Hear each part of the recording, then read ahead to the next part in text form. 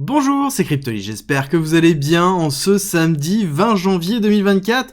On se retrouve aujourd'hui pour parler BTC, pour parler crypto, oui mais pas que.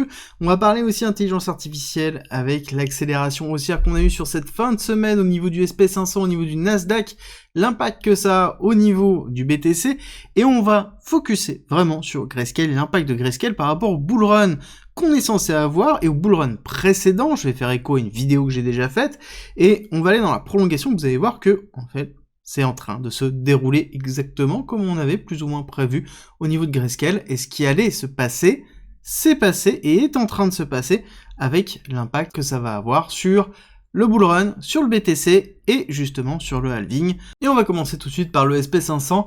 Alors SP500 qui a imprimé, ça y est, un nouveau top historique. Là on était sur un nouveau top sur l'année 2023, nouveau top sur 2024, et là on est sur nouveau top tout court. Voilà, nouvelle ATH sur le SP500 qui a été poussé principalement par le Nasdaq, un Nasdaq qui nous a fait une bougie monumentale actuellement. Alors, ce qui est bien, c'est que on a quand même pas mal de choses qui sont en train de se mettre en place. Si vous avez écouté l'hebdomadaire de la semaine dernière, vous savez que on a une problématique de risque sur les USA. Et malgré ça, on s'en fout totalement. On pousse à la hausse et on pousse vraiment très fort. Regardez-moi cette bougie qu'on a eue ici. Très fort, et ça me valide un petit peu l'explication que je vous avais fait dans les différentes quotidiennes, que on est en train de se diriger vers une bulle autour de l'intelligence artificielle, ce qui est plutôt positif. Ça veut dire qu'on risque de rentrer dans un hypercycle, ça ne veut pas dire qu'on n'aura pas de retracement, ça veut dire que, ici, on risque de se retrouver dans quelque chose qui va être très impulsif, très haussier, malgré le fait qu'on n'a pas d'injection de liquidité. Et ça, c'est très important, parce que ce qu'il faudra pas louper, c'est le moment où on retournera sur une injection de liquidité, parce qu'on retournera à un moment donné sur une QE. Donc, quantitative easing, le but étant d'injecter de la liquidité représentée par l'ensemble du marché. Et c'est quelque chose que l'on verra au niveau de la Fed, je pense, d'ici l'année prochaine, l'année suivante, donc 2025-2026. Ce sont des cycles généralement qui durent entre 5, 7, 8 ans, dans lesquels on va avoir une très belle valorisation des actions, et on va repartir sur quelque chose qui va être très impulsif. Par contre, il faut passer 2024. Et ça, c'est très important. Et pour moi, là, l'idée, c'est, je ne parle pas court terme, hein, vous comprenez bien, 2025, 2026, 2027, hein, on est sur du long terme, mais 2024 va être vraiment l'année cruciale. C'est pas parce qu'on pousse maintenant qu'on va pas retracer, ce n'est pas parce qu'on pousse maintenant qu'on ne va pas avoir de problématique avec les taux d'intérêt, avec la Fed, avec, derrière, on n'oublie pas, la fin de l'année, et le combat politique aux USA, avec une forme d'instabilité générale que l'on peut retrouver. Donc, là-dessus, on a quelque chose qui va peut-être nous permettre de reconstruire ou de renforcer des positions, et il faudra être prêt parce qu'on va avoir une tech qui va être très forte et une intelligence artificielle qui va être très forte. D'un autre côté, ça veut dire que, si vous avez regardé Tao, vous avez compris que pour moi, le narratif qui risque d'arriver sur les actions, ça va être l'IA. Est-ce que ça va être le même sur la blockchain? Ça, c'est la grande question qui va devoir se poser. Et je pense que oui, on aura une grosse bulle IA, parce que on aura certainement des séquençages de news, d'accord? C'est le même principe, on a eu ChatGPT qui est sorti, on a une grosse bulle qui a accéléré, pourquoi pas ChatGPT 5 qui ressort, ou un concurrent de ChatGPT, ou une utilisation de ChatGPT intégrée dans autre chose, ou une autre forme d'intelligence artificielle qui arrive, et qui nous refait le même type de news que l'on a, une réaccélération à la hausse, sur les narratifs spéculatifs, et donc derrière sur quelque chose qui est ultra spéculatif, la crypto, et la crypto plus l'intelligence artificielle égale ultra spéculatif. L'impact que ça va avoir au niveau de BTC, et sur globalement le champ des cryptos, c'est quelque chose où il va falloir se poser la question, quelle est l'injection de liquidité, et en tout cas le flux de liquidité que l'on aura. Parce que, là, ça me rappelle quand même vachement ce qu'on a vécu il y a pas si longtemps que ça. Donc là, je vous ai mis le BTC, CME, donc Chicago Mercantile Exchange, du lundi au vendredi, pour avoir une vision d'un marché qui est clôturé, qui représente aussi la vision du marché dans lequel je vais faire la comparaison, qui est cette courbe en or, qui est ici, si je vous la mets, le SP500, d'accord, le SPX, pour avoir une belle représentation de la comparaison des évolutions entre les deux. Et moi, ça me rappelle, mais magnifiquement, ce qui s'est passé dans cette zone ici, d'accord?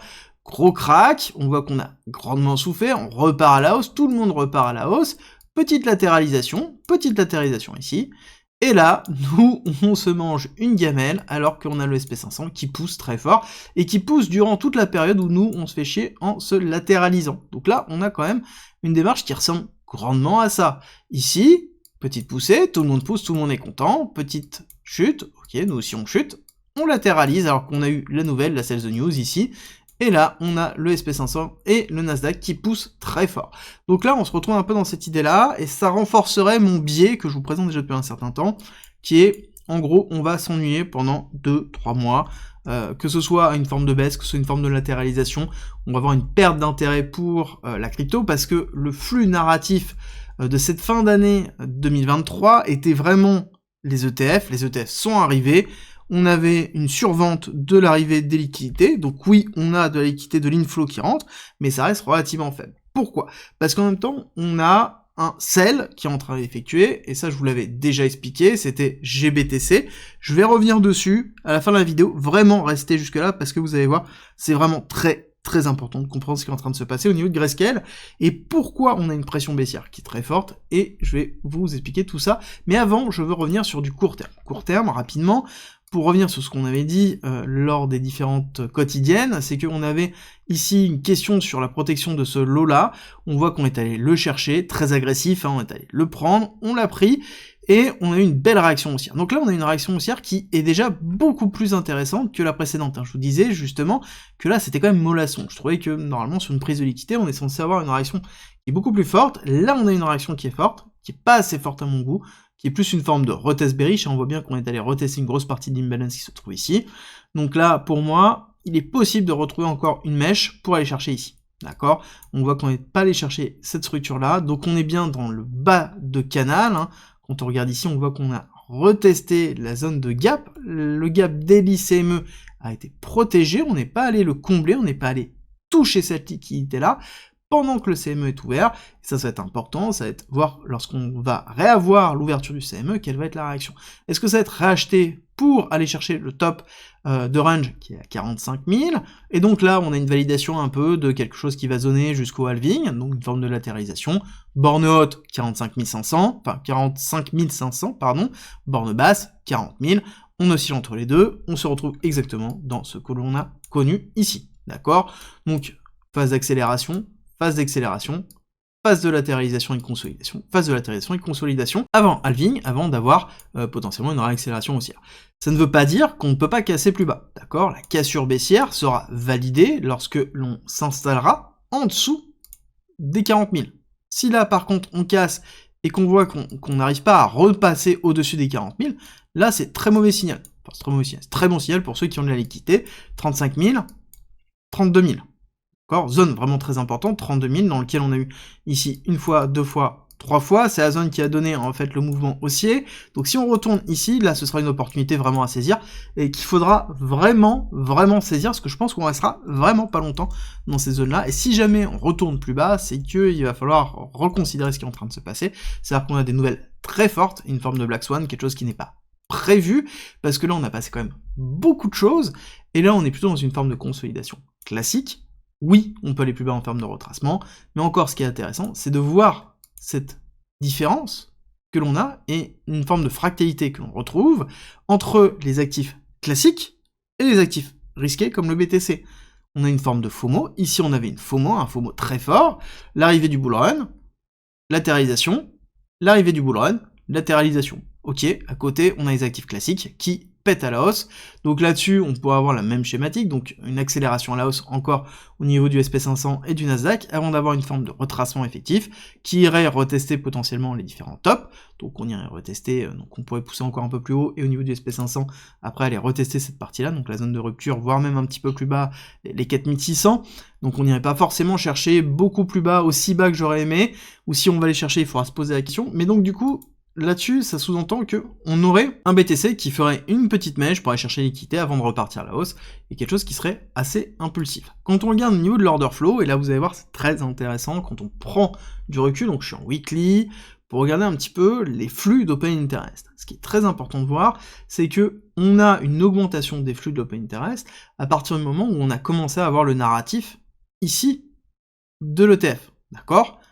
Fausse news au niveau de l'ETF, réaccélération de l'open terrestre, donc ça veut dire l'augmentation des leviers et donc de la partie hyper spéculative, réaccélération haussière très forte, et on voit que là on a quand même, depuis la sell the news, depuis l'arrivée en fait la validation des ETF, on a de l'open terrestre, donc une partie spéculative qui redescend et un marché qui se calme. Pareil, on voit au niveau du funding rate, on avait un funding rate qui était relativement flat, durant toute cette partie-là, on voit bien qu'on a une forme de FOMO qui est en train de se faire, qui était beaucoup plus importante que cette zone-là, d'accord, avec derrière un funding rate qui est en train de redescendre. Donc, on a une pression qui redescend au niveau du marché. Les volumes chutent. Les volumes chutent, c'est vraiment très important de le garder en tête. Ça veut dire qu'on se retrouve bien dans quelque chose qui ressemble à la mise en place soit d'un retracement, soit d'une latéralisation. On va très vite voir avec le maintien des 40K. Alors, ce que je voulais vous parler réellement, c'est cette histoire de GBTC. Il faut comprendre que Grayscale Capital, là-dessus, je vous mettrai en description vraiment le lien de la vidéo. Je vous invite à la regarder. Je vous l'ai faite il y a quand même un certain temps. Donc, au lieu de vous dire le nom et de vous la faire rechercher, je vous la mets en bas. Vraiment important de la regarder pour bien comprendre le rôle de Grayscale lors du précédent bull run. Il faut comprendre que Grayscale a joué un rôle monumental lors du précédent bull run, grâce à 3AC Capital, donc 3RO Capital, qui a fait dépôt de bilan avec la chute de Terra Luna et ce qui s'est passé ici, la rupture vraiment très forte baissière, mais on avait quand même nos potes de Genesis, Gemini, donc tous ceux que l'on a connus dans cette chute baissière ici, qui jouaient avec les produits de Grayscale Capital, pour globalement gagner énormément d'argent et leverager leur position pour regagner encore énormément d'argent. Donc c'est eux qui ont poussé vraiment le cours à la hausse.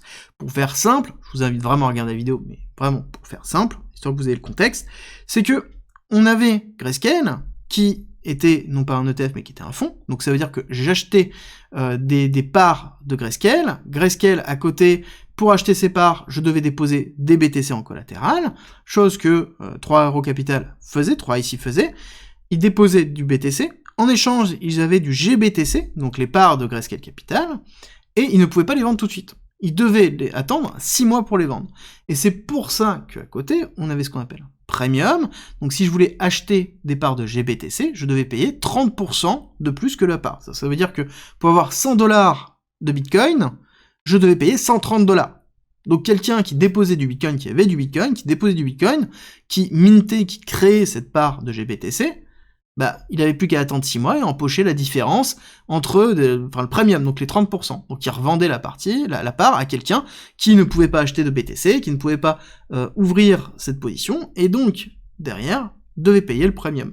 Et ça, ils sont allés plus loin parce qu'ils ont leveragé. Ça veut dire que pendant qu'ils avaient les parts de GBTC, ils les déposaient en collatéral chez, par exemple, Gemini, chez Genesis, ils réempruntaient avec, ils rachetaient des BTC, qu'ils remettaient en création pour le GBTC, pour des parts de GBTC, et ainsi de suite. Alors imaginez bien comment l'accélération du cours a eu lieu grâce à ça. Mais le souci, c'est qu'à un moment donné, s'il n'y a plus personne qui veut acheter les parts de GBTC, on a Grayscale Capital qui s'effondre, en tout cas la part de Grayscale Capital qui s'effondre, et ce qu'on appelle une notion de discount. Discount, ça veut dire que la part vaut moins cher que le collatéral. Si vous aviez 100 $ de GBTC, la représentation de ces 100 $, c'était peut-être 130 $ de BTC, mais si vous vendiez, vous empenchiez pas 130 $ qui était le collatéral derrière cette part, mais bien les 100 $, donc vous aviez en fait une perte. Et ce n'était pas possible de faire autrement, jusqu'à ce qu'ils passent en ETF. C'est pour ça qu'ils sont battus avec la SEC pour passer en ETF, et c'est pour ça que maintenant qu'ils sont en ETF, on a des prises de profit massives. On a des prises de profit de ceux qui sont actuellement en spéculation, c'est-à-dire qui avaient acheté durant toute cette période-là en préparation de la validation des ETF, donc dans lequel ils ont acheté à discount avec 15%, à peu près discount 20-15%, donc ils sont en train d'empocher leurs profits, mais il y a tous ceux qui étaient bloqués ici, qui ne pouvaient pas prendre soit des profits, soit retirer leur exposition sans prendre une perte. Bon, là actuellement, les personnes sont en train, tout simplement, de liquider ou diminuer leur exposition, et ce qui est plutôt normal. Et là-dessus, on parle de quelque chose qui est quand même 600 000 BTC. Alors, est-ce qu'il y aura la totalité qui va vendre? Non, mais on peut avoir facilement 20, 30, 40, 50%, pourquoi pas, de ventes qui vont être diluées dans le temps. Ce ne seront pas des ventes qui seront effectives d'un coup, ce sont des ventes qui seront structurées sous une forme d'OTC, over the counter, donc qui seront effectuées par Coinbase, avec des deals particuliers, mais ça n'empêche qu'on a une pression baissière qui a lieu, parce que même si c'est en OTC, à un moment donné, il faut bien écouler. C'est-à-dire que Coinbase ne peut pas structurer autrement. Donc même si derrière ils font un jeu de passation, c'est-à-dire qu'ils font « Ok, Grayscale, tu vas me vendre tant de BTC, derrière, à côté, je vais passer potentiellement à BlackRock, à Fidelity, dans lequel ils ont la gestion chez moi, donc je vais faire des nouveaux deals d'OTC, donc il va avoir moins d'exposition. Mais ça n'empêche qu'à côté, on se retrouve sur une pression baissière liée à Grayscale. Et que Grayscale ne sera pas porteur du nouveau bull run, d'accord? On n'aura pas ça grâce à Grayscale. Parce qu'on n'a pas la même schématique qui se met en place, et que à côté, il va falloir attendre d'avoir un influx de liquidité qui arrivera au niveau des institutionnels, mais ça mettra du temps. Je vous ai déjà couvert ça dans l'hebdomadaire de la dernière fois, je ne vais pas revenir dessus. Tant qu'on a des taux réels positifs, ça veut dire qu'on n'a pas une volonté d'aller s'exposer à du risque pour avoir du rendement, parce qu'on a déjà du rendement sans risque. Voilà, c'est très simple, et donc il faut attendre que ça s'inverse pour retrouver en fait un afflux de liquidités institutionnelles avec une volonté de construire des produits dérivés. Et même, ça se fera petit à petit, d'accord? Ça se structurera petit à petit. Donc on aura du flux qui arrivera, mais ce sera du flux doucement, et qui se structurera en fonction de l'économie générale. Là, on a la preuve qu'il n'y avait pas des énormes institutionnels qui attendaient que ça pour déverser leur liquidité. On a la preuve, sinon on aurait déjà eu en fait des afflux massif. Encore une fois, on fait attention entre les inflows et le volume. On a du volume, c'est les échanges, mais à côté, on a l'inflow, on voit qu'on a un inflow qui est très faible, qui est moins de 0,002% du volume total, enfin du poids total de BTC. Donc là-dessus, il va falloir patienter, voir sur 2 mois, 3 mois, 6 mois, 1 an, quel est l'impact que ça.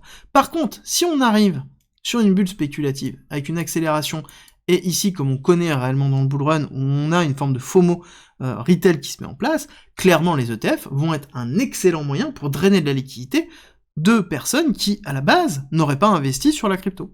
Ça, c'est sûr et certain. Donc ce sera un très bon médium pour booster une phase de bull run quand on rentrera dans un bull run, et quand on aura cette phase de pression baissière de Grayscale qui s'arrêtera. Donc là, on a un nouveau médium de gestion de bull run, et ce qui est vraiment intéressant, en tout cas à mon avis, c'est pour ça que je vais vraiment analyser ce qui se passe et comparer la gestion des flux et des volumes, mais encore une fois il va falloir attendre, ça va être peut-être dans 2-3 mois, histoire d'avoir suffisamment de data pour pouvoir voir exactement ce qui s'est passé. Et donc pour moi, il faut juste prendre un petit peu de recul. Là-dessus, on a eu une période qui était très compliquée à gérer émotionnellement, parce qu'on a eu beaucoup de nouvelles, beaucoup de choses. Là actuellement, il ne se passe plus rien, mais c'est normal, c'est tout à fait logique. Et c'est pour ça que vous devez avoir votre stratégie. Quand est-ce que j'achète? Pourquoi? Quand est-ce que je vends? Pourquoi? À quel niveau? Ça doit être structuré. Si vous ne savez pas comment le faire, je vous ai mis à disposition 100% gratuit un guide d'investissement qui est le mien, dans lequel vous avez toute la gestion psychologique, toute la gestion des achats et des ventes de façon très concise, en description et en commentaire, et c'est 100% gratuit, donc n'hésitez pas, parce que là actuellement, on va avoir une zone de tranquillité, et cette zone de tranquillité, il faut la mettre à bon escient pour pouvoir se former, pour pouvoir avancer, pour pouvoir comprendre, se préparer à des phases qui risquent d'être d'accélération, et si vous êtes rentré dans cette phase d'hyper-accélération, c'est le moment en fait de remettre en considération ce que vous avez pensé, comment vous avez géré la chose, pourquoi vous êtes rentré à ce moment-là, et ok, maintenant qu'est-ce que je fais si j'ai raison et qu'on part en bull run, mais surtout, qu'est-ce que je fais si j'ai tort? Encore une fois, c'est toujours pareil. Ça ne sert à rien d'avoir raison, il faut surtout être préparé à avoir raison, et surtout être préparé à avoir tort. N'oubliez pas, c'est vraiment le seul et unique moyen de conserver et de gagner sur le long terme dans l'investissement et dans du trading en général. Surtout que quand on regarde ce graphique-là, on comprend bien, et qu'on le compare au BTC, on comprend bien qu'on a une surexposition au niveau de GBTC. D'accord? On voit bien que là on est allé chercher l'après Terra Luna, d'accord? On était allé chercher la liquidité qui était tout avant là. On était allé chercher le top de décembre 2021. Quand on regarde BTC, ici, on est très loin de ça. On est à peine allé chercher de la liquidité de cette zone-là. On n'est pas allé chercher de décembre. Donc ça veut dire que ici, on a quasiment 15% de plus au niveau de GBTC que BTC en termes de recherche de liquidité. Et c'est pour ça que je vous dis que là, on a une surexposition de GBTC, et c'est pour ça qu'on va avoir une pression baissière liée à GBTC, et donc derrière, quelque chose qui va temporiser sur l'ensemble du marché. Par contre, il va falloir prendre en considération autre chose, c'est que oui, on a un manque de liquidité effectif au niveau du marché. Actuellement, on a GBTC qui fournit cette liquidité à travers sa vente, mais à un moment donné, quand on aura plus de GBTC qui continuera à vendre, à ce moment-là, on retrouvera un flux positif, et on aura ici un rôle très important du manque de liquidité, qui entraînera une montée haussière, parce que justement, quand on a un manque de liquidité au niveau du BTC, donc moins de BTC à disposition de la vente, et qu'à côté, on a plus de demandes, avec derrière la mise en place d'un halving, un arrêt des ventes des mineurs, et donc derrière une réaccélération haussière, parce que plus on a de demandes, moins on a d'offres, forcément plus on a une valorisation supérieure au niveau de l'actif, et c'est un petit peu ce que l'on va viser, surtout si dans un cycle d'action, on repart à la hausse. Encore une fois, il faut juste garder la temporalité. On n'est pas pressé, on a déjà vécu beaucoup de choses en 2022, 2023, 2024.